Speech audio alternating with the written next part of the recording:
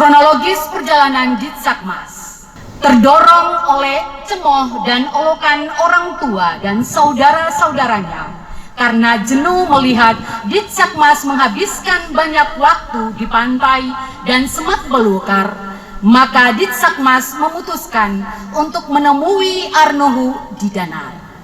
Di perjalanan awal, perbekalannya dirampas di Nuhu Forwan oleh sejumlah orang yang berpapasan dengannya, sehingga dia kesal dan menangis dan kembali ke orang tuanya di Ohoifur.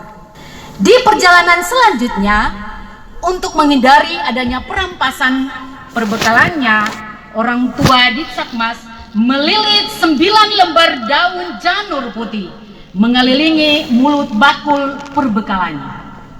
Dia pun tiba di kediaman Naraha Matan Funsutra tanpa celah.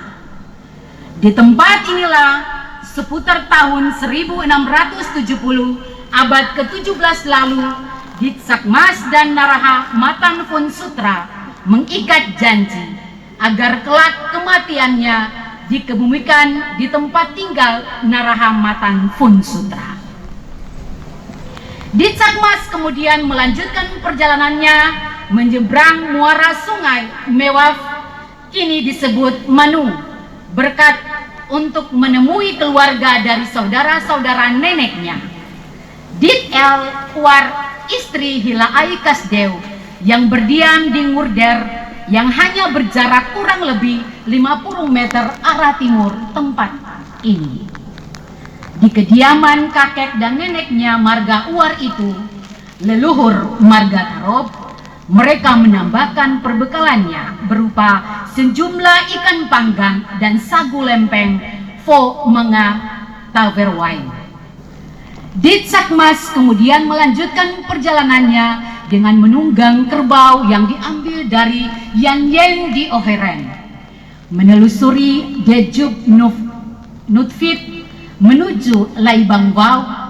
Dari Laibangwau ia berarah ke timur menuju Ohoi Elar. Dari Ohoi Elar ia menuju selatan dan tiba di kediaman Arnuhu yang ketika itu sedang membenahi sampannya.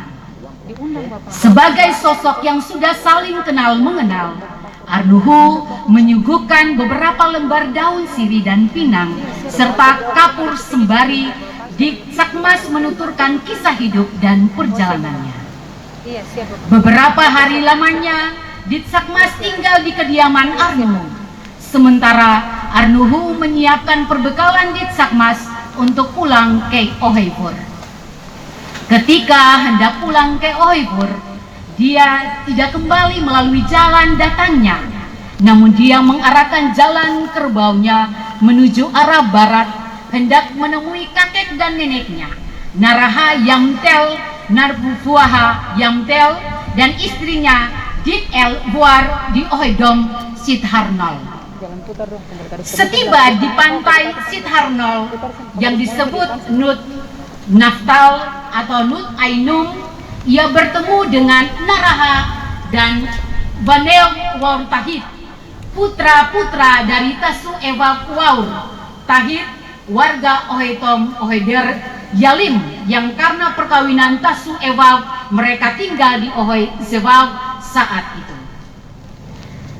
Di Nut Ainun itulah Ditsakmas mengalami musibah karena selain perbekalannya dirampas kedua anak muda, harkat dan martabatnya sebagai seorang wanita terkoyak. Di saat kejadian itu, kerbau tunggangannya menelusuri perjalanan pulang ke Ohoifur. Namun di sebelah barat Sidharnol yang disebut Maukabau, tali tunggangannya disangkut pada akar pepohonan. Sementara Ditsakmas kemudian dengan isak tangis menemui kakek dan neneknya di kediamannya. Dengan kesedihan yang mendalam, Ditsakmas melantunkan beberapa baris syair wawar untuk menjelaskan perihal peristiwa yang menimpa dirinya, yang antara lain berbunyi, Nen Jitsakmas uba rorowe sus owejo uflai bo ulek suso nen. Mendengar tangisan dan amanat melalui wawar Jitsakmas cucu mereka, kakeknya Hilaai Kasdew, Narbuaha Yamtel murka besar. Dia memerintahkan beberapa orang abdinya untuk pergi menangkap kedua pemuda itu serta mengikat dan menancap keduanya di dalam laut. Hilaai Kasdew menjatuhkan sanksi.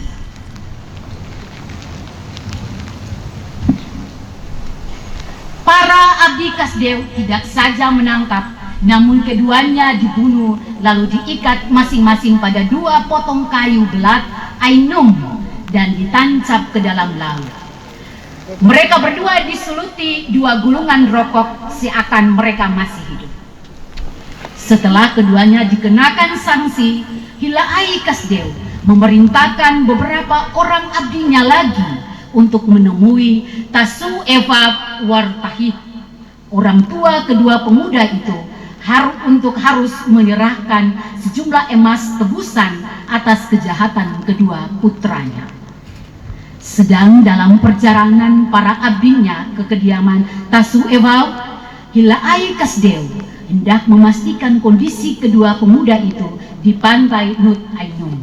Setibanya di Nut Ainum, dia melihat keduanya sudah dibunuh sehingga ia melantunkan beberapa baris syair wawar untuk menjelaskan peristiwa tersebut yang berbunyi: